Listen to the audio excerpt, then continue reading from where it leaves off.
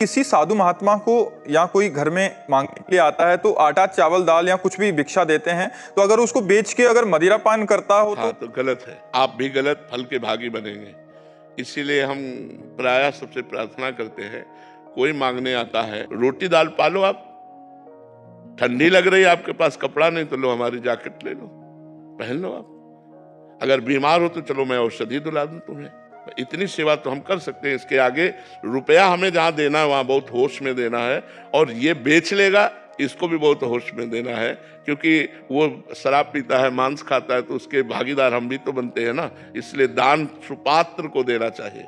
शास्त्रों में वर्णन आता है दान को सुपात्र को देना चाहिए, कुपात्र को नहीं देना चाहिए। पर गेट के बाहर, गेट के अंदर किसी को नहीं। भोजन भी पाना है तो आप गेट के बाहर बैठो, हम घर से ला करके देते हैं। और जो सच्चा संत होगा वो गेट के अंदर घुसेगा ही नहीं, क्योंकि आदेश होता है द्वार से भिक्षा मांगना।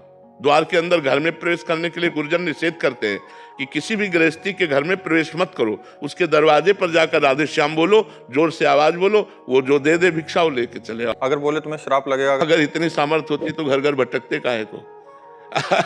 श्राप और वरदान देने की सामर्थ्य होती तो दरवाजों पे भटकना नहीं होता, समझते हो। काफी सारे ऐसे हैं कि वो पैसे मांगते हैं कि 500 रुपया दे दो हमें। घोर पाखंडी होते हैं जो ऐसा कहते हैं।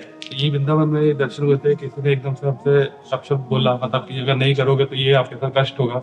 और जीवन में उसी अगले साल हमारा नया पुत्र हुआ तो उससे बहुत पीड़ा हुई। देखो वो संयोग है कि आपका प्रारब्ध बुरा आ गया और आपको लगा कि उस महात्मा ने कह दिया तो ऐसा हो गया। बिल्कुल कदापि नहीं। आप निश्चित समझ लो, कोई ऐसा साप और वरदान देने वाला समर्थ महात्मा वो ये नहीं कह सकता कि अगर आप ये नहीं दोगे तो आपको ऐसा हो जाएगा। ऐसा कभी नहीं कह सकता।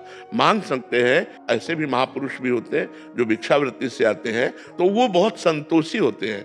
अगर आप ना कह दीजिए तो अच्छा बेटा, वो चले जाएंगे, क्योंकि वो इतनी क्षमता प्राप्त कर चुके हैं। और जो ये कि हम तुम्हारा अहित हो जाएगा, तो ऐसा नहीं, ऐसा कोई नहीं तुम्हारा अहित नहीं कर सकता। ये हम तुमसे वादा करते हैं।